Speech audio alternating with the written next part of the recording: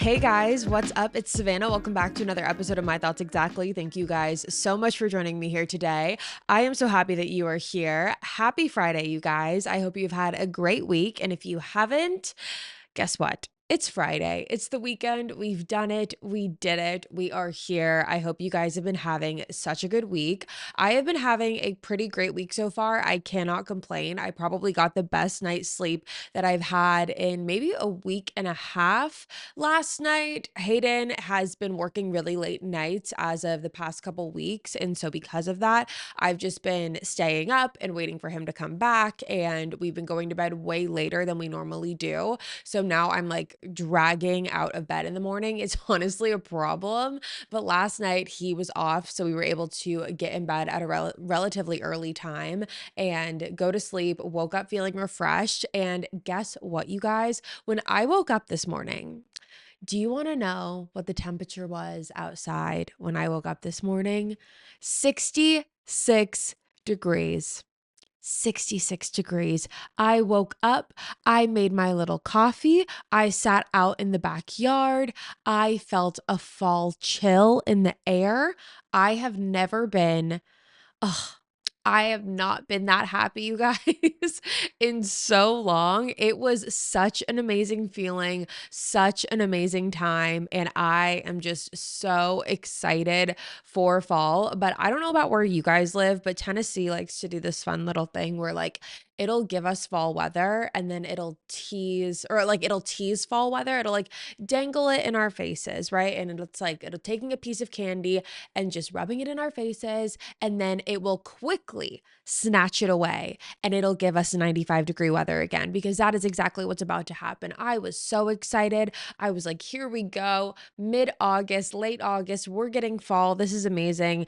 It is going to be a high of 97 degrees starting next week. So we are in that phase right now of just kind of teetering the line of like summer and fall. The same goes for like winter and spring. By like, March, Nashville is still like freezing cold, and the weather will be like, oh, here's a spring day, and then it takes it away. So like we do this little song and dance for a little bit, and then it'll give us the weather that we want. But I'm just grateful that today and this morning we were able to have that, because it was just such an amazing start to the day. I'm definitely overhyping fall right now. You guys are like, Savannah, shut up. But I just love it so much. But my mom texted me today and it was like this picture. It was like a meme, and my mom sent it to me, and it was like, all of you fall fanatics, put your pumpkin spice lattes down because I still have a margarita in my hand. I know that there's some people that are like that. Some people are like, I don't want fall. I am still in like the summer mode. I get it. I understand. It's just not me. It's never been me. But that is where we are at today, you guys. But that is my little fall report. That is my little weather report for you. But we are very excited and we are loving it and thriving in this weather today. I will tell you that much. But that is not why we are here today, you guys, my friends, besties. Today we are talking about another what would Sav do? Or I guess not talking about a what would Sav do. We are doing a what would Sav do. And I realized we have not done one for August yet. I think because I did a Q&A of like you guys asking me questions, I kind of just associated it with a what would Sav do, but no. Nay. We have not done a what would Sav do. We are doing it today, and I am so freaking excited. If you don't know what a what would Sav do is, it is extremely self-explanatory, and it is one of my favorite things that we do on this podcast. It is where I reach out to you guys and ask you what's going on in your life, what do you need help with, what's the deal, what's causing you stress, and that is when you guys tell me, Sav, hey, hi, hello, what is going on, and I give you my opinion. I tell you what me, Sav, would do in your situation. So that is what we are doing today. If you want to be a part of a what would Sav do, or literally any other segment that we do on this podcast, make sure you're following the My Thoughts Exactly Instagram page. It is just at My Thoughts Exactly podcast. It's pretty much just like the private story of my real Instagram. So there's that. But without further ado, we are going to jump right on into it today with the what would Sav do questions that you guys had. So let's get into it. First one. I like two guys equally, and they both like me back. Do I continue seeing both of them, or do I have to pick? This is so Hannah Montana coded. Like, where's Jake and Jesse when you need them? I love this for you. I think that this is great. Okay, so you You like them, they both like you. I'm a big, big advocate for never putting all of your eggs in one basket. And that is coming from someone who is very used to, and in the past did put all of her eggs in one basket. I used to be the type of person that when I was talking to someone and in the early stages of dating someone, I would be solely focused on them. And what I realized quickly, at least in the men that I was dating, that that was the worst thing to do because they were not doing the same thing. Their eggs were not in one basket. Their eggs were scattered all over town, okay? They were everywhere. Everywhere. And so I realized quickly, not quickly, it took me quite some time, but I realized over time that I don't want to do that because I just feel like I'm not going to fully commit to one person when they're not committing to me. And it's got to be a mutual thing. And we've got to be on the same page about it. And as much as that would like, you know, bother me at some points, I would just tell myself, and this really kind of started when I started dating Hayden, which is funny enough. Like when I started dating Hayden, I was definitely in the mindset of like not wanting a boyfriend. I was like, I just want to be single, whatever. Then I met Hayden and I was like, okay, I want to challenge myself to like continue to see other people in the early stages of our relationship, before we became exclusive at all. And I did do that. Like I did just that. I went on other dates and whatever. And I didn't put all my eggs in one basket until I eventually did. So my answer to your question is if I were you, I would continue seeing them both. You clearly like them both. As you said, you enjoy seeing them. All things are well. But I think that you can do that up until a certain point. I think that once one of them talks about exclusivity, once one of them, brings up the fact that, are you seeing other people? If that conversation ever comes up, then that's when you're going to kind of have to reevaluate and say, okay, do I want to continue dating two people? Do I want to, only continue with one? If you like both of them, then continue it until you can't anymore, until you feel like either you're growing stronger feelings for another one. And mind you, I am assuming that this conversation has not happened yet. Obviously, I feel like this is, the early talking stages of dating someone. And if that conversation hasn't been brought up, then I think it's totally fair game to be talking and dating both and then seeing which one you end up liking better. I don't see anything wrong with that until the exclusivity conversation comes up. And then you guys have to have that conversation. And then from there, you get to kind of navigate and decide how you want to go about it. But as of right now, I would just enjoy where you're at, enjoy what you're doing, enjoy the early stages of dating, because I don't think that there's anything wrong with dating different people when you're trying to figure out who's right for you. And that will become clear over time. I think that over time, you'll be able to figure out which one that you do end up liking more and potentially see a future with, if that's what you're looking for as well. So that's what I would have to say about that. All right, moving on. What would Sav do if your ex broke up with you and then 4 months later comes trying to fix things, but he got his friend pregnant? You guys. Okay. We've said it once before, or actually we've said it many, many times before on this podcast. I've said it a million times. I will say it again. You do not want to get involved in anyone's baby mama drama at all. At all, at all, at all. Not now, not ever. Not ever. You do not want to do that. I do not think that there's any positive personally to allowing him to come back and allowing to be together again. I mean, he broke up with you and then he went and got his friend pregnant. Like, why would we even entertain this? I mean, like, if you were sitting here, and this is like the big sister tough love thing, like if I was sitting here telling you, like, listen, I know we broke up, but like he came back and he wants to get back together. And I know it's been a couple months, but like he says, he wants to work on things, but he did get his friend pregnant. You would probably be like, Sav, come on. Like I would hope that you guys would shake me freaking silly because no, I do not think that that's beneficial to you at all. I don't think that there's any good that comes out of it. He is about to bring a child into the world and he's going to have to prioritize and like refocus on that and refocus on raising a child. I just don't think that you necessarily should want to have him back in your life after that. I think that there's plenty of other people out there that you could date and be with who don't come with, you know, that additional, it's not baggage, but like that additional, part of the story. Cause now like that's not going to change. Like he got someone pregnant. He's going to have a kid.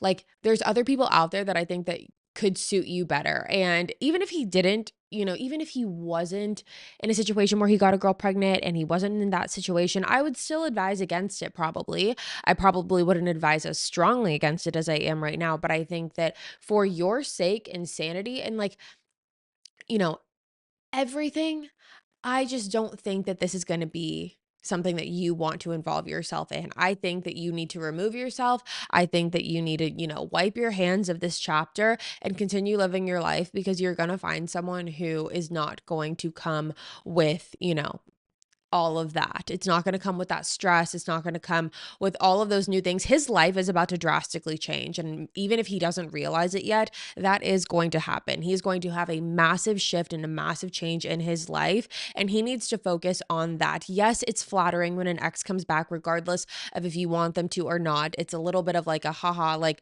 they always come back. I'm the one that got away, whatever. Like, you now realize that you screwed up. That's all great. We can still live with that validation and that feeling of flattery without accepting him back into your life. Because again, I just don't think that there's any positive in doing that, considering what is about to happen, in the next 5 months. So my opinion is no, move on, do not take him back and let him just figure out what he needs to figure out in his life because there's a lot that's coming for him very soon. My bestie's boyfriend of 5 years cheated on her. Any advice or encouragement? I love you, big sis Sav.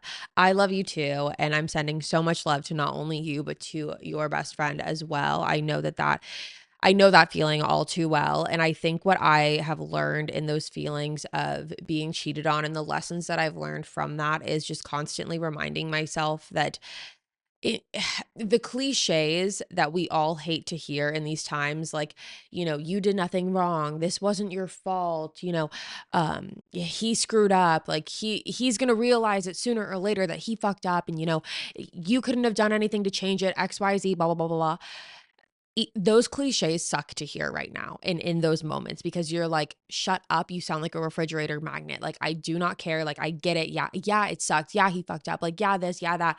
I think what's important is not even necessarily what you say to someone in these times. Like when your friend is going through a breakup and your friend's going through being cheated on, I don't think it's even necessarily what you say, but it's more so just being there for that person, supporting them however they seem like they want to be supported. If that's just sitting on the couch and watching a movie and not talking about it, great. If that's sitting on a couch and talking about it for hours and just letting her, rant about it, great. If that is, going out and getting distracted and getting your mind off of it, great. Let's do that.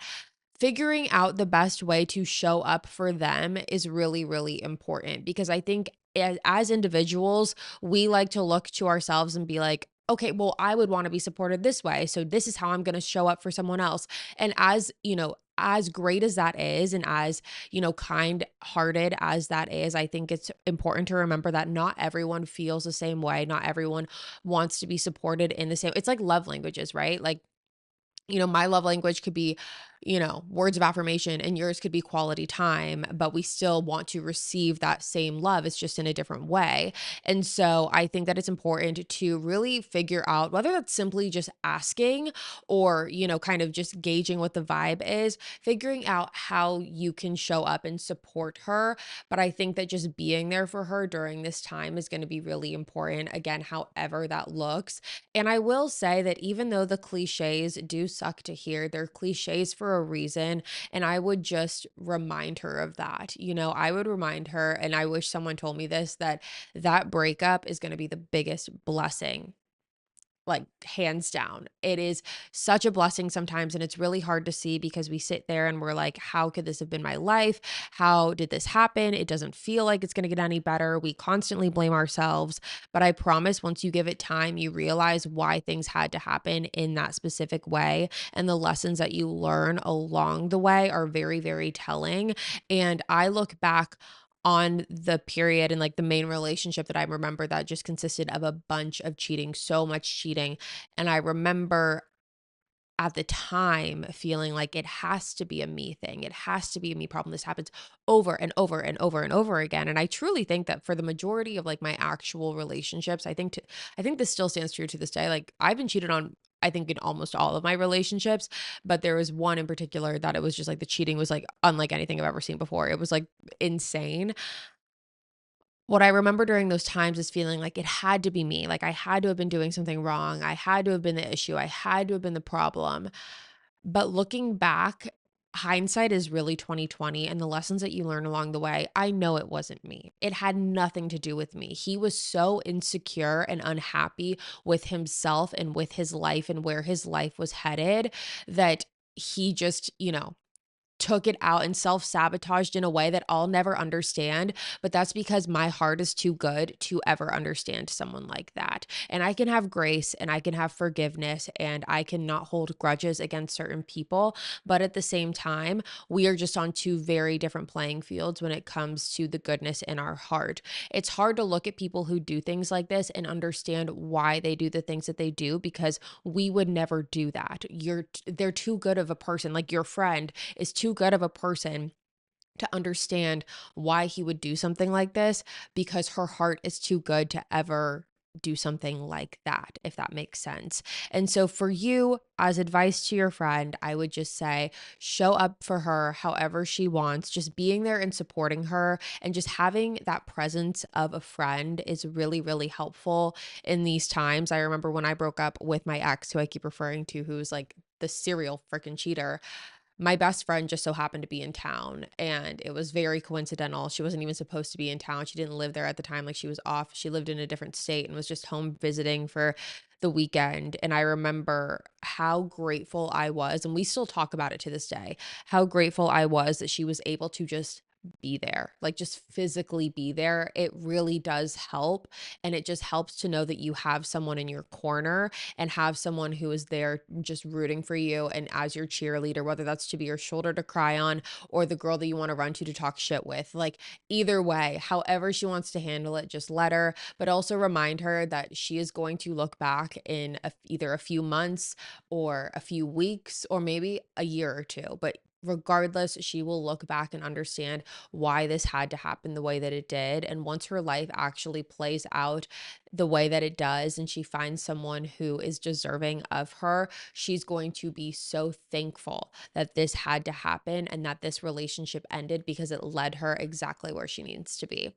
So that's what I would remind her. Okay, moving on.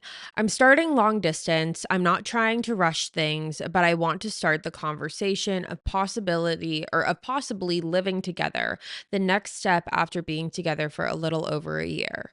Okay, so you're long distance, you don't want to rush things, but you want to begin the conversation of living together and kind of closing the gap on the long distance thing. I think that this is, and you've been together for a little over a year. I think that this is a very normal conversation. I think that for a lot of my friends who have been in long distance relationships, which is a very decent amount of my friends who have been in long distance relationships, I think that long distance relationships, in my opinion, my personal opinion, I feel like long distance relationships need to have some sort of an end goal of being not long distance in order for them to be able to work long term. And so I think that it's very natural and the natural next step to have this conversation or at least open the door to having the conversation. You don't have to make any rash decisions. You don't have to make any like concrete plans, but just being like, hey, what does your timeline look like? Hey, like I know we've been long distance for a year and a half. Like this is kind of what my plan is. What do you think? What are your thoughts? And I would think, maybe I'm wrong, but I do feel like you guys have maybe, and again, this is just me assuming, but it's hard to know without context whether or not you guys have had a little bit of like just kind of drop in conversations here and there about this topic of closing the gap on the distance, or if you guys have never talked about it before. I think that if I were you and you wanted to begin this conversation, I would. Oh, that's hard. I would just bring it up in a way that makes you feel comfortable. And I would take all of the pressure off of it. I would not go into this conversation feeling nervous or feeling pressured, because this is the person that you're dating. This is the person that you want to be with. And this is the person that you've been in a relationship with for a long period of time. So I do think that this is a normal conversation to have. And do not trick yourself out of thinking otherwise, or do not let, anyone else trick you out of thinking that this isn't a normal conversation or a natural next step conversation to have. If I were you, what I would honestly probably do is lean into the fact that there really is no like smooth way to bring this up. There is no natural way to bring this up. It doesn't just like naturally come up in conversation like, hey, maybe we should live together. I know for me and Hayden, when we were, thinking about living together, we told each other, it just so happened that our leases were ending around the same time.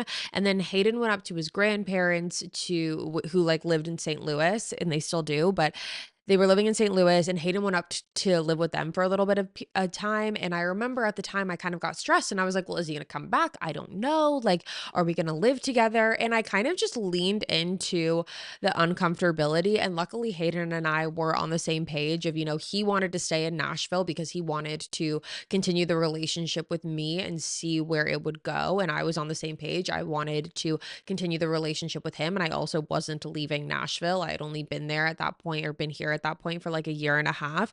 But I definitely just leaned into the fact that this is kind of it's a uncomfy conversation, but it's a conversation that is important to have. And again, it's that natural next step. So I wouldn't talk yourself out of it. I would almost like just lean into it, and I would be very honest with them and just say, listen, we've been doing distance for a while, and there really is no, normal or natural or, segue for me to bring this up. But I do want to talk about the potential of us living together. And I do want to know what your timeline for that looks like. I don't know what your plans are necessarily, or if you do, that's where you can insert them there. But you could just say, just am very curious to know what your timeline looks like in terms of us not being long distance anymore, and us, potentially living together, and us kind of starting that next chapter of our relationship. I know we've been doing long distance for a while. And for me, what's important is knowing that, we are headed towards the same goal, which is not being long distance and actually being able to move forward in our relationship and live together. So I want to know what your thoughts are on that, and kind of like what your timeline is. And sometimes these are just the conversations that you just gotta bring up. Like, there are times where if I have something to say to Hayden and I'm like, oh, like, I don't know, and not really anymore because we've been together for like 3 years, but at that, like, 1 year, or even like the moving in conversation. And when we did move in, like, whenever there was a conversation that I wasn't sure how to bring up, I just feel like I've learned to lean into it and be like, all right, I don't really know how to say this, but I'm just going to say it. And this is how I feel. And I want to know how you feel about it. And when you're with someone who has open communication and is receptive to your feelings and understanding of you and sensitive and all of the things that we would want in a partner, it's easy to have those conversations. It might not be easy to bring up, but the conversation in it of itself flows once it starts. So I would just bring it up. I know there's no like natural segue. There's no, smooth, slick line that you could throw out and hope that he like starts the conversation. I would just be bold and I would bring it up, because why not? I know that there are like the nerves and all of that, which is the why not, but don't let the nerves stop you. If this is someone that you actually want to be with and foresee like a long-term future with, then I would just bring up the conversation. Would you say I love you first in a relationship when you think he's not there yet? We've been dating for 4 months. Probably not, honestly. I feel like I am the type of person where I like to kind of just wait that one out. I've always been that way. I feel like if you are sure that he's not there, like if you're confident in the fact that he is not there yet, I would not bring it up. I would not say it. I would just kind of wait and see. If you feel like there's a possibility that they could be on the same page as you, then my answer would be different. At that rate, I would maybe just say go for it and see what happens. But if you are confident that the other person is not on the same page, then I would not say it. And if I were you, I would ask yourself, everyone's timeline is different, and I feel like you can't rush things like that. You cannot rush such a immense feeling, and as much as we could want someone to be there and want someone to have similar feelings as us and like be on the same page with things like that, as much as we can want that, sometimes the other person's feelings just don't match up, unfortunately. If you're confident that you guys are not on the same page, but you are in love with him, I would ask yourself if this is a relationship that you potentially see, you know, having success in the future.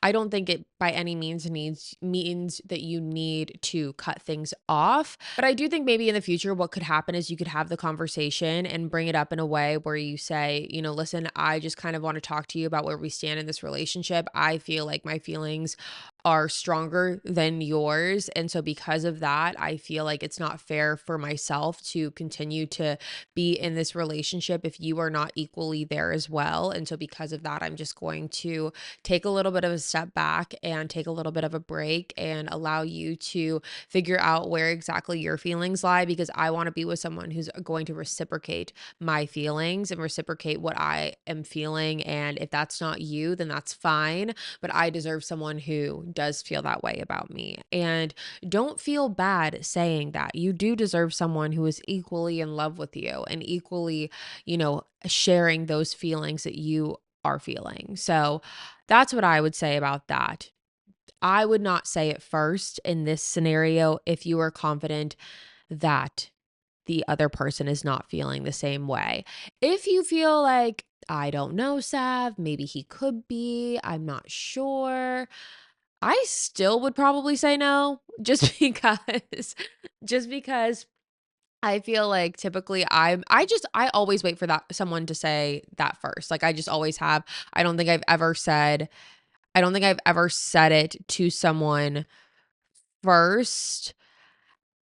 Actually, that's a lie. I think I said it to Hayden first, but we were on the phone and he hung up and I just said, "Okay, love you, bye." And I didn't even realize it until we hung up. And luckily, he says he never remembers that.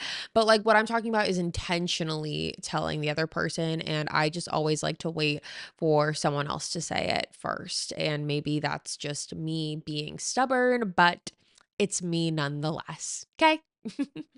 Okay, moving on. I have anxiety about the college school year coming up and staying on top of it. Well, I think that any major change is going to warrant a little bit of anxiety. And going into college and having a fresh start, I feel like we're going to have to do an episode all on just like going into college and going into a university and starting out, or going into like a freshman in high school, whatever that major change is. I feel like we should do an episode about that. Maybe that'll be one that we do in the next couple weeks, because I just feel like this is such a normal feeling to have. And I know that a lot of people, you don't really see a lot of people talking about the anxiety that they feel over a change like this. You see people talking about how excited they are. Oh my God, I can't wait. It's going to be so fun. Da, da, da, da, da. But any major change is scary, and it's going to come with a lot of nerves, and it's going to come with a lot of thoughts of, am I going to be able to handle it? What am I going to do? Again, like, how am I going to be on top of it? That's such a valid question and a valid feeling to have. So don't beat yourself up for having those feelings. What I would do if I were you is I would just allow yourself to feel the excitement, because it is an exciting time. And then once you get there, once you're actually in it, you're not going to be able to, like, I would sit here and tell you, get a planner and like write everything out before you get there and like figure out what you're going to do and what your schedule is and whatever. But you're not really going to know what that's going to be like until you get to college and until you actually start in those first few weeks. So I would give yourself a few weeks to get adjusted, a few weeks to kind of get your bearings and meet new people and figure out your classes and figure out your schedule and get a planner. Make sure you get a planner and write things down. This was something I was always so bad at. And all of my teachers and all of my tutors, they were always like, you need to get a planner. You need to get something where you can physically see what your schedule is. That way you're on top of everything. You know what tests you have have coming up, what your homework is, all of those things. Make sure you have something where you can write it down. That way, there's no ifs, ands, or buts about what your schedule needs to look like because everything you need to do is right there. And that could just be the type A in me. But what I really feel like is having a schedule and having a plan subsides and calms the anxieties and the nerves that you could be feeling, because a lot of times I feel like the anxiety that we feel is because of the unknown. Like, we don't know how we're going to be able to do it. But one of the easy things that you could do for yourself, and one of the things that you could do a favor to yourself for, is just by writing things down, writing down what you need to write down, getting things situated the way that they need to. And again, giving yourself a little bit of a time period to get adjusted, because that's not going to be able to be answered right away. But over those the first few weeks, writing down things, scheduling it out, having a to-do list, giving yourself that peace of mind. That way, at least your scheduling and everything is situated. At least you're going to be able to be on top of that. College is hard because it's the first time that you're really learning self-discipline for a lot of people. And I know that everyone's situation is different, but once you go into college, I feel like it gives you a different taste of reality that you've never had when you were in high school and living at home, if that's what you were doing. I feel like once you go to college, if you were living at home, like, now you're kind of doing things on your own. No one else is responsible for making sure that you're doing the things that you're doing, making sure that the things that are getting done are getting done. It's really up to you. And instead of being worried about if you're going to be able to do it, go into it with the confidence that you're going to show up for yourself. You're going to do it. You're going to figure it out. You're going to be able to get the things that need to be done. And a part of doing that is just being organized, having a schedule. And I do think that once you get there and once you start kind of going through the motions of everything, it will be a lot easier. So I'm very excited for you, and I'm wishing you all of the best. Okay. Moving on. First off, hi. Hi. What would you do if your significant other doesn't recognize your birthday? I just had a birthday yesterday, and yes, I am an adult, but always am planning stuff for everyone else and everyone's birthday, and I didn't even get a cake yesterday. Am I overreacting and in my own feelings? First of all, happy freaking birthday. And I hope that you felt special yesterday. Clearly you didn't, because you're writing to me now, but I do not think that you are being I do not think that you're overreacting in the slightest. I am always amazed, honestly. And I know certain people are like, I'm not a birthday person. I'm not a birthday person. I understand that, but I still feel like it's the responsibility of the person that you're with, or like your close circle, to make you feel special on that day. I'm not talking like you need a massive birthday party with balloons and invites and streamers and goodie bags and all the things. No, but being made special, or being made to feel special on that day, is important. It's the one day out of the year. And I know some people aren't birthday people, but even the people in my life who aren't birthday people, for example, my best friend here, she's not a birthday person, and she never really celebrates her birthday. That doesn't mean I don't already have things planned for what we're going to do for her birthday, because she deserves to know that she has people that are excited that she's turning another year. She deserves to have people know, or she deserves to know that she has people that want to show up for her and want to celebrate her and want to support her. I would feel very discouraged if Hayden did not, you know, I don't need gifts. I don't need anything. But if Hayden didn't make me feel special on my birthday, that would make me sad, and I would be disappointed, and I would be discouraged. So I think it's very fair for you to be feeling the way that you do, especially because, as you said, you're someone who goes above and beyond for everyone else. You want to feel that same feeling. I feel like we put out the same energy that we want to attract. And when that's not reciprocated, that's really hurtful, especially because, when you're going above and beyond for everyone else, you want a little bit of that in return. And so I do not think that you're being I do not think you're overreacting. And if I were you, I would have a conversation with your significant other, and I would tell them, listen, I don't want to make you feel bad. I'm not trying to start anything. I just want to kind of express how I'm feeling about this, because, as we know, it was my birthday, and it was a little bit discouraging over the fact that I didn't feel special, and I don't ask for a lot. I'm not asking for a huge thing. I'm not, asking for anyone to spend a lot of money, but just to feel special on my birthday that's just a feeling and it could be made so many different ways. Writing a card, getting a little cake, or, going out to a little dinner, or making dinner at home, or like doing a chore that you were the one that usually always does. Like things, little things. It doesn't have to be grand. It doesn't have to be anything that's over the top, but just being made out to feel special on your birthday, you want that. And that's okay. And you shouldn't apologize for it. And you shouldn't be made to feel bad for wanting that. And I would just express that and be like, listen, maybe you feel differently about your birthday, and that's fine. But you should know me well enough to know that I want to feel special. And I just felt like no one really could have cared less. And that was disappointing, especially because I feel like I try my best to make everyone else feel special. And, it's I just didn't feel the same way. And don't feel embarrassed about having this conversation, because I know sometimes it can feel a little bit like, oh, like, is this weird to say? Like, I don't know. Like, maybe, I don't know. Like, I feel like there's a lot of emotions that could come up in having this type of conversation, because you're basically asking someone to make you feel special. You shouldn't have to ask. That should be a given. And I want you to go into that conversation and just have those feelings validated for a second, because you shouldn't be asking anyone to make you feel special, especially on your birthday. So I would have a conversation if I were you. Your feelings are valid, and I would have a redo. I would have a redo birthday if I were you. All right, moving on. I'm feeling disconnected in my relationship due to our jobs and toddler and parenting life. Well, first of all, I'm very sorry that you are feeling disconnected in your relationship. I know that that's a really tough feeling to have. And I know that when life is just constantly moving and you're just kind of going through the mundane motions of life, it is hard to feel like, you know, you have no time for yourself, you have no time for your relationship, and it's hard to find ways to slow down. I can only imagine having kids thrown into the mix too.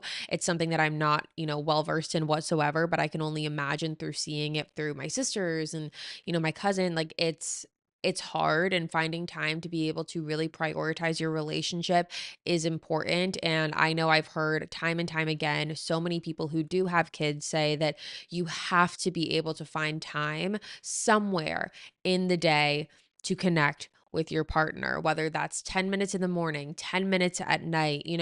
It doesn't have to be like a date night every week situation or once every 2 weeks, but maybe once a month. Start there, start small and work your way up. And then if it can be once a month, then maybe it is once every other week. But even if that sounds like too much, you know, at the end of the night, take 10 minutes, take 15 minutes, just sit with each other and just talk and just connect.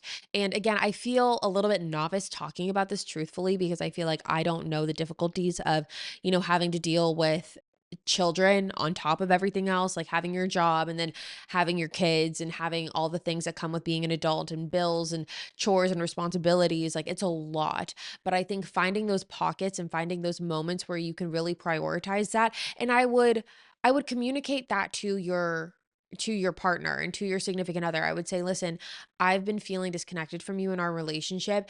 Is there a way that we can collectively work together so we can figure out a way to, have a little bit more quality time? And I think that you need to communicate that, because it needs to be a teamwork effort. It's not going to work if it all falls on your shoulders to figure out a way that you guys can have more quality time and you guys can reconnect. That should be a dual teamwork thing. And so, expressing that and vocalizing that and saying, hey, listen, can we find a way to make a little bit more quality time for each other and just to connect a little bit more? I think that opening up that conversation, just so like it's out on the table that that's how you're feeling, they're probably feeling the same way, and figuring out whatever it's going to be that works for you, because everyone's way of connecting and reconnecting and having their little like quality time, it's going to look different based off of their schedules, based off of their lifestyles. So connecting with your partner and figuring out what's going to work for you guys, what seems doable and what seems feasible at that moment and at that point in time. So that's what I would say. Again, I do feel a little bit novice talking about it, and I'm probably not giving the best advice just because I don't have toddlers running around, and I can only imagine that that's an added stress. So I do feel for you a lot there, and I'm just wishing you all of the best with that. And I really hope that you're able to come to a point with your partner where you feel more connected. My best friend just told me she's not coming back to college this semester and doesn't know when or if she's coming back. I'm in an apartment with a bunch of other girls, and now I feel like I have no energy to make new friends when we were so close being roommates and best friends for 2 years. I'm trying to stay positive and not fall into a funk. What would Sav do? So this is actually interesting because I was that friend. When I left Belmont, I did not know if or when I was coming back, and it was really hard for me to tell my friends, and I felt really guilty about it, but it wasn't necessarily by choice, but I also didn't know if I was going to come back, and it was a hard conversation to have. My point of view of this and my advice to you would be this probably was not an easy decision for her to make either, leaving you and not being able to be as close physically with you um, as you probably will be in the future, especially because if you don't know if she is coming back. But just because she's not going to be there at the school doesn't mean that your friendship is going to be any less strong. If she truly is your best friend, then I do think that you're going to be able to continue that friendship. Distance, in my opinion, does not alter a friendship. Majority of my best friends are all long distance. One of my best friends lives in New York. One of my best friends lives in Arizona. One of my best friends lives in San Diego. I have friends everywhere, and I talk to them every day, by the way. Like, we still constantly are in communication. So the distance doesn't matter.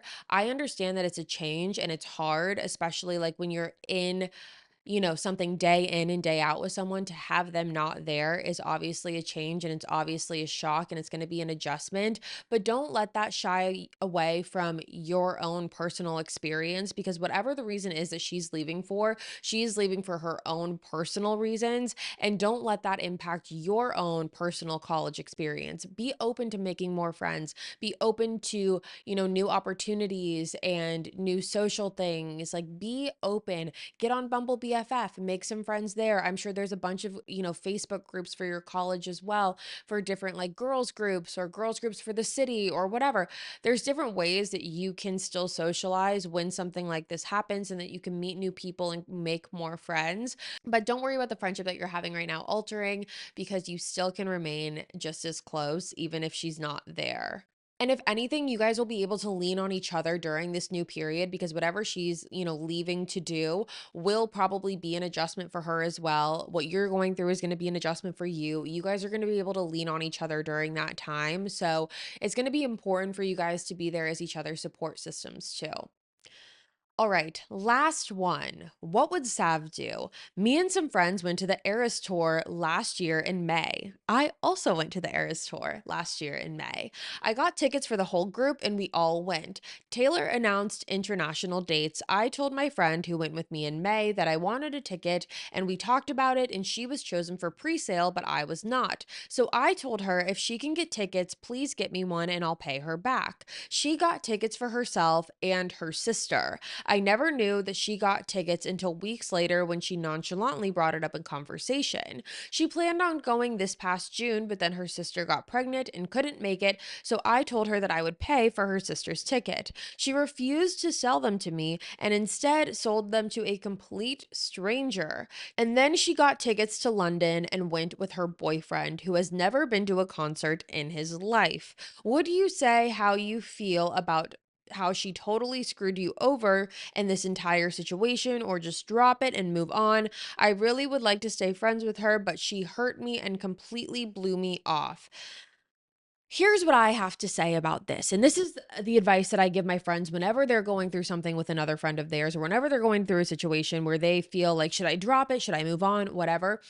If it is bothering you, and if you went through a phase of hurt, if you are feeling hurt in this moment, I think it's important to bring it up. I think that we need to be able to openly communicate with our friends and be like, hey, you did this and it bothered me. It doesn't have to be friendship ending, it doesn't have to be the end of the world, but being able to communicate with your friends is important. Being able to call your friends out and be like, hey, listen, I don't really understand why you acted the way that you did, and your actions hurt me. And I just want to be open with you and have a conversation with you. So hopefully we can move past it and move forward. But I do want to say that, the way that you acted, it hurt my feelings. And that's okay. We need to be able to be expressive with our emotions and communicate in a way that is mature and communicate in a way that accurately gets across our point. I feel like that so many times we're afraid of stepping on toes. We're afraid of bringing things up because we don't like conflict, and we don't want to make the other person mad, and it's easier sometimes to just drop it and let it go.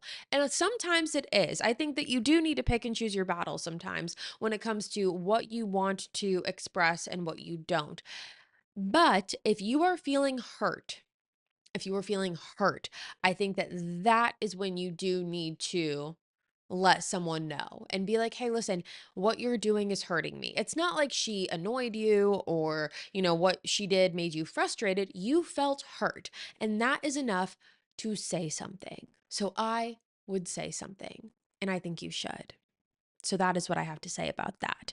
But with that being said, you guys, that is all for me today. Thank you guys so much for tuning in to another episode of My Thoughts Exactly. Again, if you're new here, hi, my name's Savannah. I'm your host of My Thoughts Exactly. Make sure you go ahead and hit that subscribe button. That way you never miss an episode. We post weekly here on the podcast every single Friday. You're not going to want to miss it. I'll be back next week with a brand new one for you guys, and I will see you there. Bye, guys.